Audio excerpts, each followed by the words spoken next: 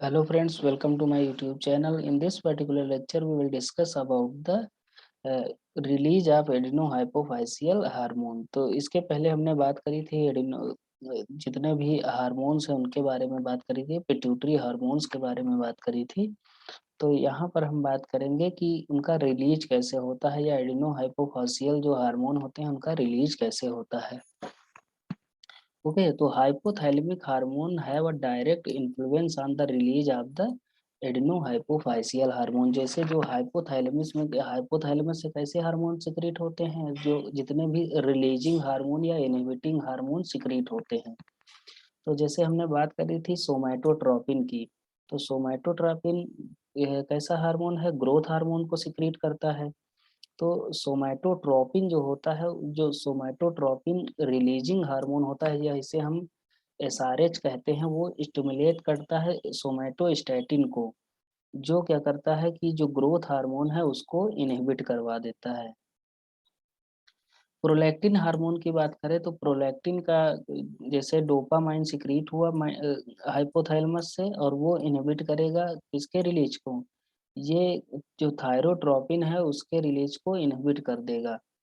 तो thyrotropin releasing hormone ये जो होता है ये क्या करेगा, स्टिमुलेट करेगा रिलीज किसको, जो थायरोट्रोपिन कहाँ है, ये टीएसएच को रिलीज करवाएगा।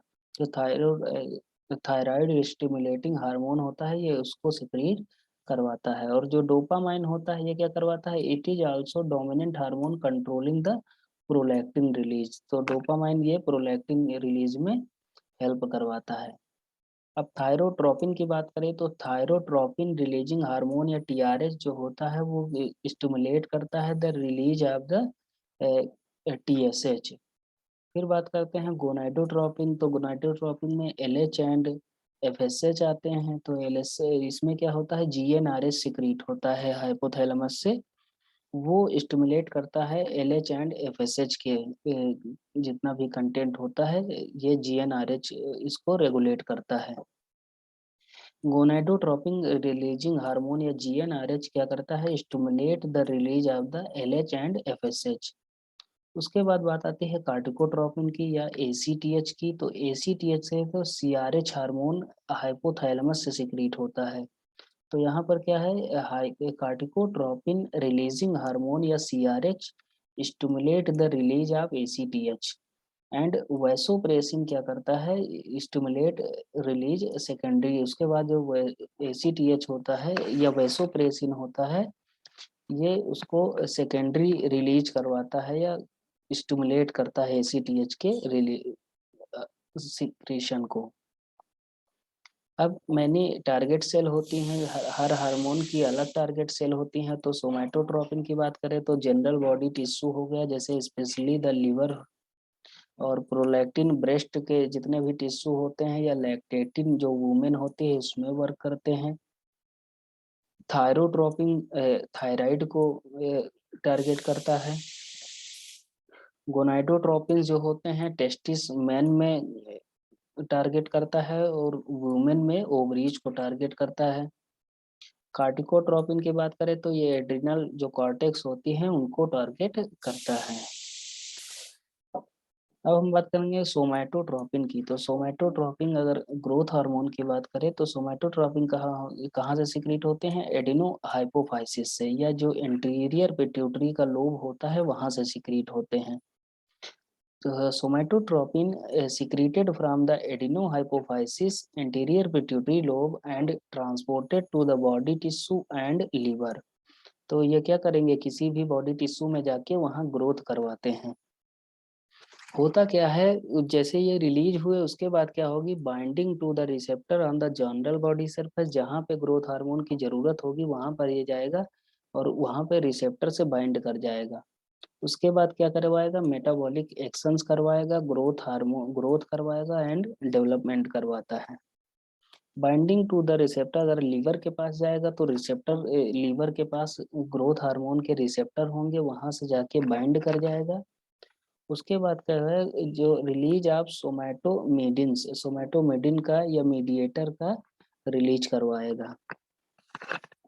और जो सोमैटोमेडिन्स होते हैं उसके कुछ मेटाबॉलिक एक्शंस होते हैं वो हम देख लेते हैं, जैसे stimulation of amino acid transport into the cell.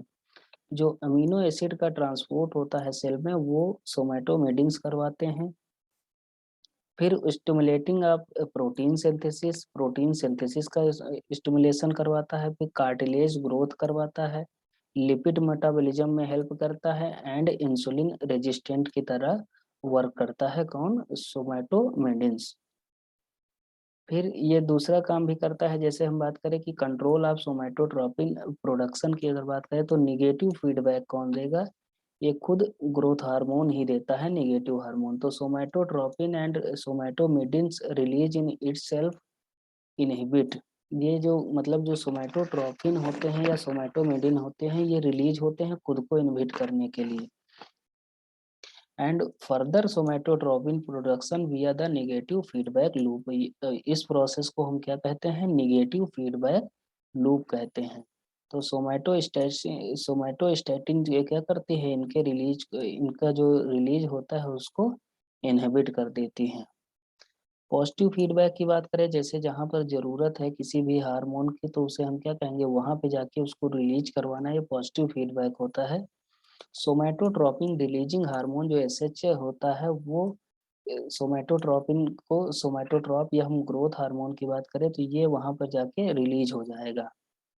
Other thing that stimulate somatotropin production include, और कुछ ऐसे मतलब कुछ ऐसी चीज़ें होती हैं जो सोमैटोट्रोपिन के रिलीज को बढ़ा देती हैं, जैसे स्लीप स्टेजेस, जैसे थर्ड एंड फोर्थ हो गया, और स्ट्रेस हो गया या एस्ट्रोजन हार्मोन्स हो गए, एक्सरसाइज, फास्टिंग, हाइपोग्लाइसीमिया हो गया, अमीनो एसिड हो गया, ग्रेलिन जो स्टमक से सिक्रीट होता है।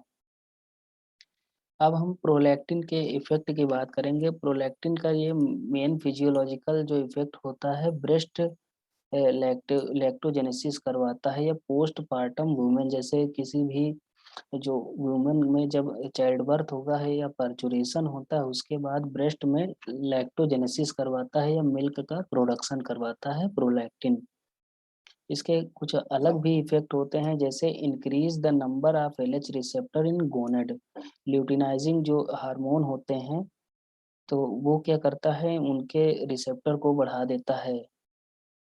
फिर जो रीनल सोडियम वाटर रीअब्जॉर्प्शन को भी हेल्प करता है, स्टीरॉयडोजेनेसिस भी करवाता है, स्टीरॉयड का जो प्रोडक्शन होता है वो भी हेल्प करता है।